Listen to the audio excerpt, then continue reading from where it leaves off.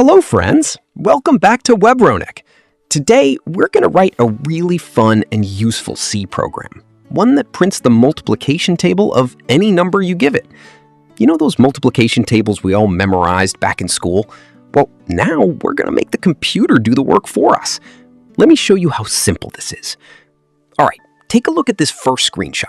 This is our complete C program written in a code editor, and I'm going to walk you through it line by line so you understand exactly what's happening. At the very top, line 1, we have include studio.h. Think of this as telling our program, hey, I'm going to need some basic tools to read input and show output on the screen. This line brings in those tools for us. Then on line 3, we have int main.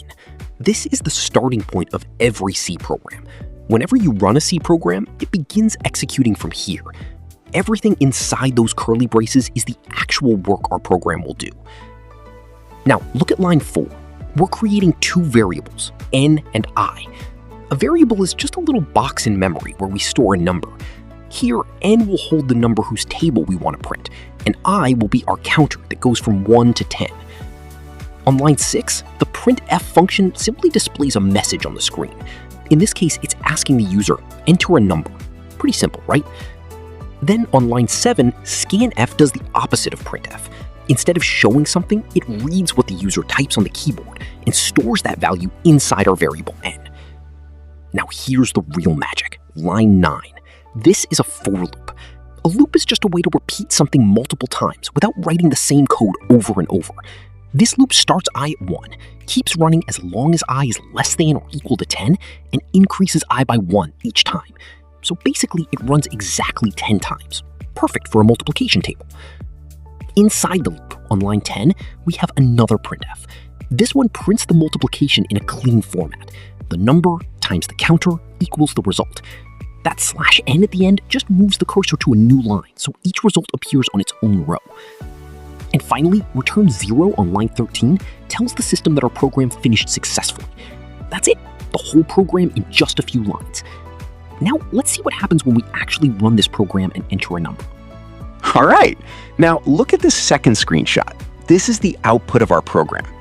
The program first asked us to enter a number, and we typed in 5. And just like that, the program instantly printed the entire multiplication table of 5. From 5 times 1 all the way up to 5 times 10. You can see it printed 5 times 1 equals 5, 5 times 2 equals 10, 5 times 3 equals 15, and it keeps going all the way down to 5 times 10 equals 50. Isn't that satisfying? With just a small for loop and one printf statement, we made the computer generate a full multiplication table in a fraction of a second. And the best part, this program works for any number. If you enter 7, it'll print the table of 7. If you enter 12, it'll print the table of 12. That's the real power of loops in C programming. Write once, run many times. All right, friends, and that's a wrap on this tutorial. Let's quickly recap what we built today. We wrote a simple C program that takes a number from the user and prints its full multiplication table from 1 to 10. We used scanf to read the input, a for loop to repeat the multiplication 10 times, and printf to display each result in a clean format. Pretty cool, right? The real takeaway here is the power of loops. Instead of writing 10 separate printf statements, we let the loop do all the heavy lifting for us. That's exactly how real programmers save time and keep their code clean. If you found this video helpful, please hit that like button, and don't forget to subscribe to Webronaq for more beginner-friendly C programming tutorials just like this one. Drop a comment below and let me know which numbers table you want to try first, or what C program you'd like me to cover next. Thanks for watching, and I'll see you in the next video.